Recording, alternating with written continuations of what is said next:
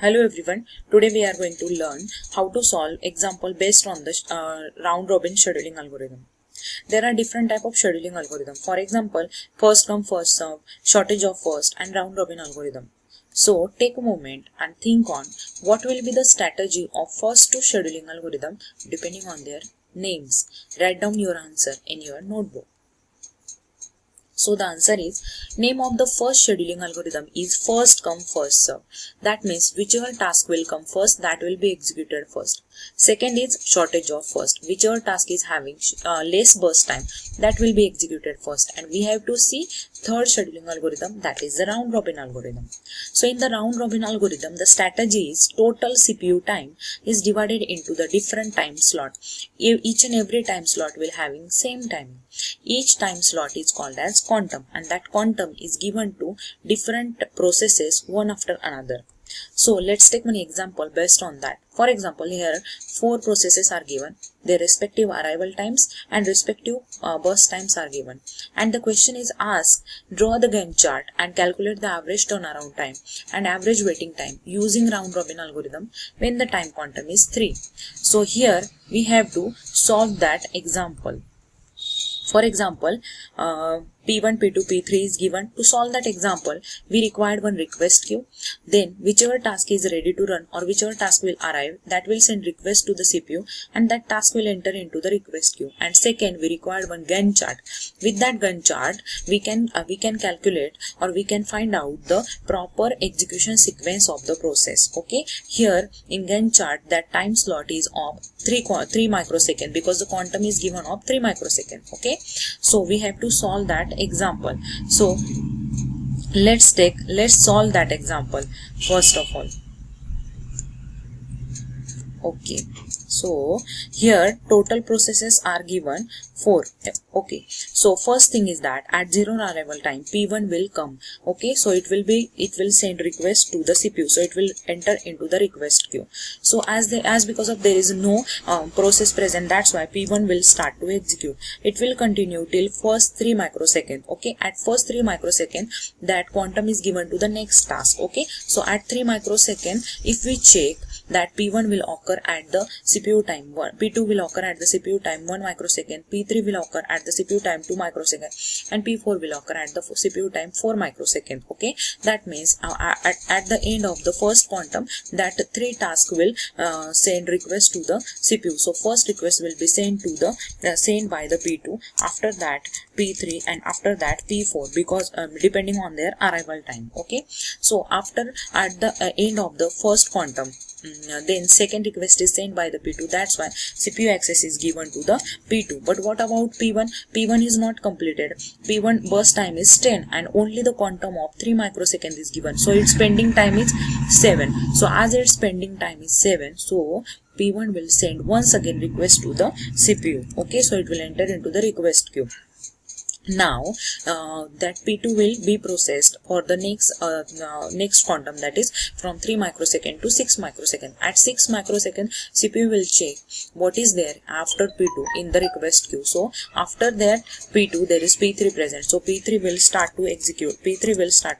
But what about P2? Its burst time is 4 and only the quantum of 3 microsecond is given. That's why its pending time is 1, so it is not completed. So it will once again send request to the CPU and it will enter into the CPU queue. P2 will enter into the request queue. Okay, then P3 will be processed from 6 to 9. At the end of 9 microsecond, after 9 microsecond, CPU will check which process is there into the request queue. So P4 is there, so it will give access to the P4. But what about P3? Its burst time was 5 microsecond and only 3 microsecond CPU time is given to it. That's why its pending time is 5 minus 3, it is equal to 2. So P3 will enter into the queue.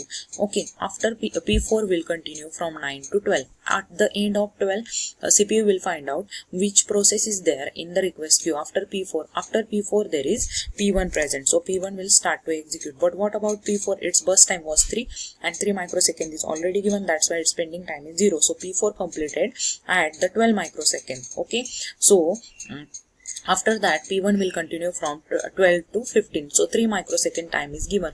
So its pending time was 7 minus 3. So its pending time is 4. So it is not completed. So once again it will send request to the CPU. At the time 15, CPU will check what is there after P1. So after P1, P2 is there. So once again P2 will get the access. Okay. So its pending time is 1. So P2 will continue from 15 to 16 only. After 16, P2 will complete and CPU will check in the P3. So in so CPU will check in the request queue. So in request queue after P2, P3 is there. So P3 will get the CPU access. Now P3 will get the CPU access. Now pending time for the P3 was 2. So it will continue for the next 2 microseconds from 16 to 18. So P3 will complete it at 18. So at 18 it will once again CPU will check the request queue. So after P3 what is there? P1 is there. Its pending time was 4. So P1 will start to execute. So quantum of 3 microsecond is given to the P1. So from 18 to 21, quantum of 3 microsecond is given to the P1. So P1 will complete it from 7 minus 3. So it's pending 4 minus 3. So its pending time is 1. So once again P1 is not completed. So it will once again send request to the CPU. Okay, so at the end of this quantum, CPU will check what is there after P1. Yes, once again P1 is there. So access is given to the P1 once again and it will continue.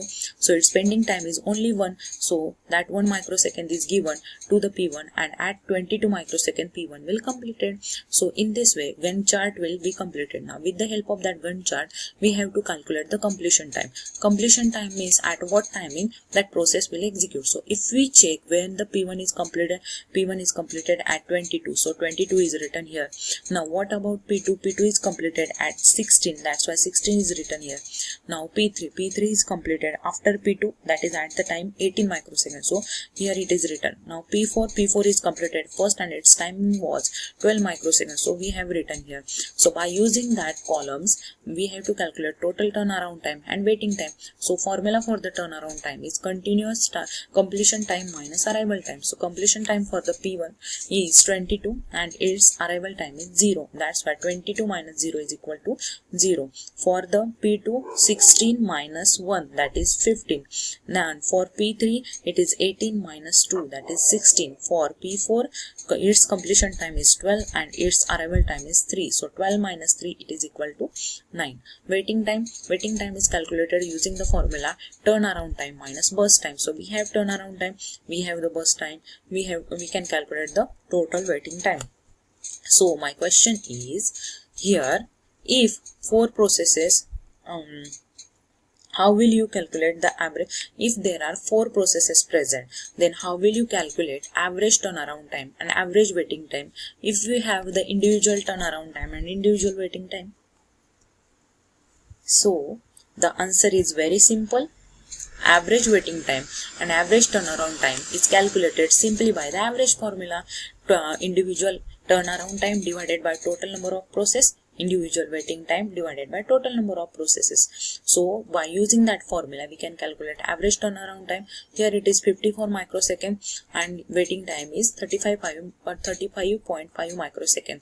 Hope your answer will be right. So in this way we can solve the examples based on round robin algorithm. Thank you very much.